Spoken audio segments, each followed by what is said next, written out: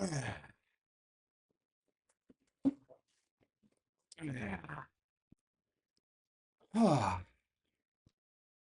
good to be back.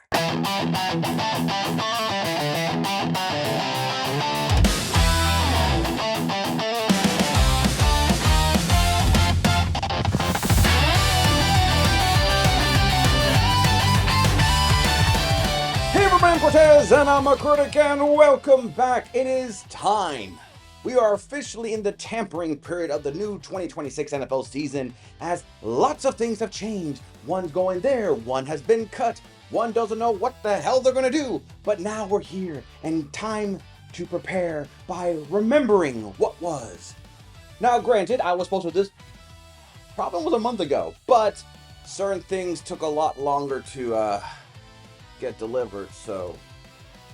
And now I'm here.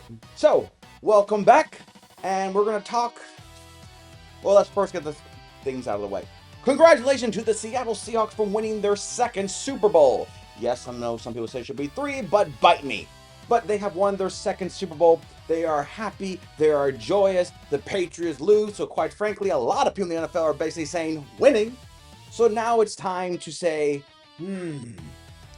what's going to happen in free agency? What's going to happen in the draft?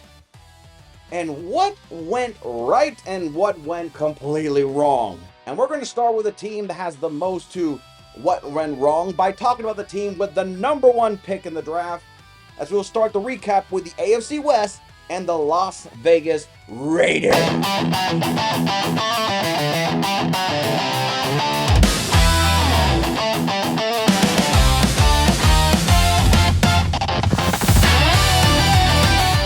Oh, Las Vegas, Las Vegas.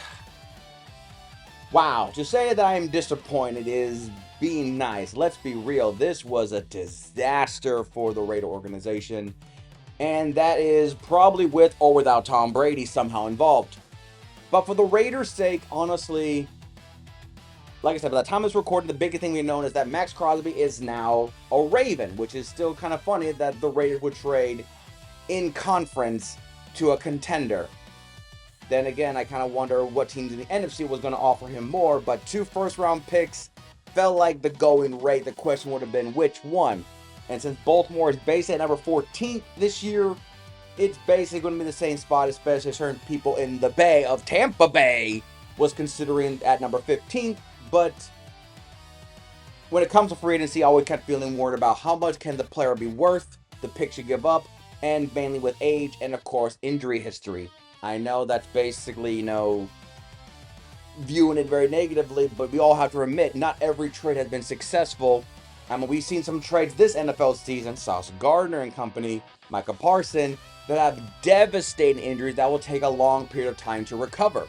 So, for that being said, Max Crosby going to the Ravens, a team that I've been saying for a long time, and I think a lot of people have said it too, where's the pass rush of Baltimore? But we'll talk about Baltimore when we talk about Baltimore. But now we're talking about the Raiders. Now, the Raiders, I did say, had a high ceiling of, I think let me pull up my chart here. 10 wins? I was banking that Geno Smith would find a continued resurgence of his career in the Sin City, and oops. But then I said, in case there was a learning curve with everything, especially with the rookie Ashton Genty, which I feel like has produced more than people want to give him credit for, 7-10. But I still felt like they'll be more competitive towards the very end, and then the last month they fell off. But apparently they fell off like way before that time. I think the last victory they had that wasn't a gimme was Tennessee. Ooh, boy. I mean, they beat the Patriots week 1, but I've always said the first 4 weeks of the NFL season are basically preseason games, so yeah, not really a good starting point off, and they ended up with a 3-14 record. And here's a question I want to ask to all football fans out there, and especially those that are playing in some type of organized football, whether it's flag football, intramural, college, whatever. When do you feel like your season is done? By week 10? If nothing's happened positive by week 10, you're thinking, time to make some business decisions? Or is it like, no, I still love the play of the game, I don't care we're losing, I'm still going to play. One because of pride and one because of paychecks. Basically, PP.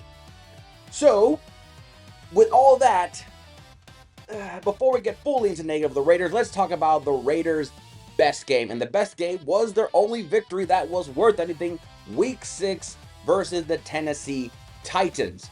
Now, the big thing about the Tennessee Titans game was it was first overall pick Cam Ward, the Tennessee Titans. The Raiders were still trying to solve. I mean, they just came off a 40-6 beatdown by the Colts, so I'm sure they kind of want to do something. And Tennessee seems like one of those like easy pickings kind of teams you want to go against. But looking at the Raiders, stats-wise, between the two, Tennessee and the Raiders, the biggest thing I think we need to look into, at least in statistic-wise, I can pull the stats on the screen, is Cam Ward was sacked 6 times for 62 yards. Because when you start looking at numbers and becoming a nerd like me at times, you start going, wow, nearly 10 yards a loss, a sack against them. So to me, that was the big, like, oh boy, that's a bad one to go on. But it was Raiders' only good win, and by saying good, it's kind of like almost insulting the Titans, because if Tennessee would have won, I don't think anybody would have been like, well, that's just what it is. But yeah, it wasn't really a great game. Worst game. Now, most people say, what's the worst game? And you'd be like, pick one.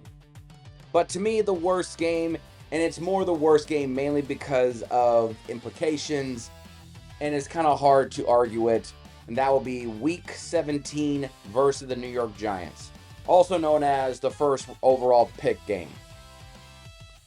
This was a game, it was the worst game not because of scoreboard, but because of how it looked. Max Crosby was basically, you know, sent to the locker room, sent away, you know, IR, don't want to play, whatever they did. They basically took his career path of the rest of the season out of his hands, basically just to give kind of like a handicap to the Giants. The Giants were playing with pride, mainly because the Giants probably didn't really feel like they necessarily need to worry about the number 1 overall pick as much, because, you know, they got their quarterback with the future. If you can stop trying to send his head into the, you know, the guillotine of defenders everywhere, they felt pretty good. So this was more of just more learning, more tape for their young rookies to develop, especially some of the players that were supposed to be impactful were injured long before this game. So you want to see what depth you have in other positions. But this is clearly the worst game, more so on the grounds of how it looks, and it looks really, really bad. Now, to the Raider Nation out there, I always ask the question, do you guys feel that it was one of those games where you're like, yeah, we kind of just phoned it in. Yeah, we kind of just, oh no, I totally missed that tackle. I'm not saying the players did that, but we have seen franchise doing before. The most recent one I can think of was the Dolphins with Brian Flores, where they're trying to do the whole tank for two, which hindsight, and that's kind of a weird thing now to think about it now, years later, after that whole season. But did the I don't want to say the players quit, but they did put a lot of handicap into them to be competitive. So to me, it's not a good look. It's not a good look. Maybe if Max Crosby played and the score was the same, maybe it would be less so. But there was a lot of initiative just to make sure that their best defensive player and probably their best Raider not contribute. Just saying. Now, the MVP. I always do MVP for the year. The player that I feel like had the most impact. But sometimes MVP is more than just what the stats lines show. So to me, the best MVP for me, and I've done this before and I'll do it again, goes to Raider Nation. The fans deserve the MVP. They were the ones that go win week in, week out. They're the ones that decide to wear all that, Raider gear. They're the ones that to openly admit publicly that they are Raider fans. And they're the ones even more public, the ones that say they became Raider fans because Las Vegas got a team, not because they are from Oakland or even Los Angeles era. These are the Gen Z version of Raider Nation, if you will.